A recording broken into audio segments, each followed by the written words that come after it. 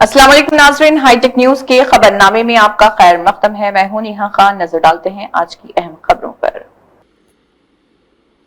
Modi America की तरफ से हिंदुस्तानी बरामदात पर 25% ड्यूटी लगाने पर खामोश। जहां अमेरिका में ट्रंप ने ऐलान किया था कि उसने पहलगाम वाक़े के बाद भारत को जंग में जाने से रोक दिया था, वहीं भारत में मोदी ने ये बयान दिया कि उसने पाकिस्तान को जीतने की धमकी दी थी। सीपीआई के रियासती सेक्रेटरी सामर शिवराव ने कहा है कि ये दोनों बयानात मुतज़ाद हैं और मुल्क की खुदमुख्तारी खतरे में है।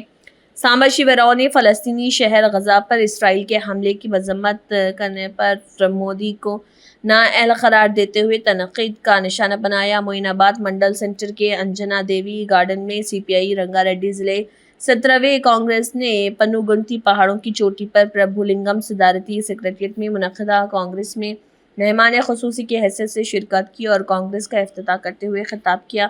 उन्होंने कहा कि यह अफसोसनाक है कि क़यादत में मरकज़ की नरेंद्र मोदी हुकूमत ऑपरेशन टगार के नाम से मौनवाज़ों को ख़त्म करने के मकसद से बड़े पैमाने पर इनकाउंटर कर रही है।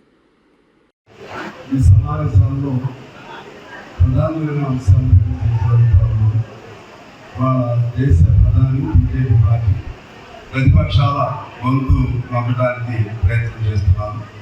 పార్లమెంటును కూడా తప్పుదారి పట్టించే విధంగా అనేక అవాస్తవాలతో పార్లమెంటుని పక్కదారి పట్టించే విధంగా ప్రయత్నం చేస్తూ ఉన్నారు. ప్రధానమంత్రి గారు ఈ మధ్య జరిగిన పహల్గాం దాడికి సంబంధించి అనేక అంశాలు ట్రంప్ ప్రతి సందర్భంగా నేనే ఈ యుద్ధాన్ని ఆపానని చెప్తుంటే ఆయన ఆ యుద్ధానికి సంబంధించి ట్రంప్ చెప్పింది అబద్ధము అని చెప్పి ఒక మాట కూడా ఆయన పేరు ఎత్తడానికి కూడా సాహసం చేయట్లేదు. రాహుల్ గాంధీ సవాల్ చేశాడు, నీకు నిజంగా ధైర్యం ఉంటే నువ్వు ఏ నాయకుడు ఆపలేదని చెప్తున్నాడు అన్నమాట. ట్రంప్ అన్నిసార్లు సంఖ్యతో నెంబర్కు చెప్తా ఉన్నాడు. ఇన్నిసార్లు ట్రంప్ నేను యుద్ధాన్ని ఆపానంటే నువ్వు ఎందుకు చెప్పలేకపోతున్నావు అంటే దానికి సమాధానం లేదు. ఎందుకు ఈ అంశాన్ని నేను ఎందుకు ప్రస్తావన చేస్తున్నానంటే మన భారతదేశం మన విదేశాంగ విధానం, మనం అనేక విధానం, ఒకరి బయట ఎప్పుడు ఆధారపడిన విధానం కాదు. నరేంద్ర మోడీ గారు అమెరికా అధ్యక్షుడు ట్రంప్ని బాగా మా స్నేహితులు విశ్వాసంలో తీసుకుని తద్వారా ఆయన కోపం వస్తే ఏ ఇబ్బంది జరుగుతుందని అటువంటి 140 కోట్ల ప్రజలకు సంబంధించిన ప్రధానమంత్రి ఆ విధంగా భయపడటం చాలా ఆక్షేపణీయం.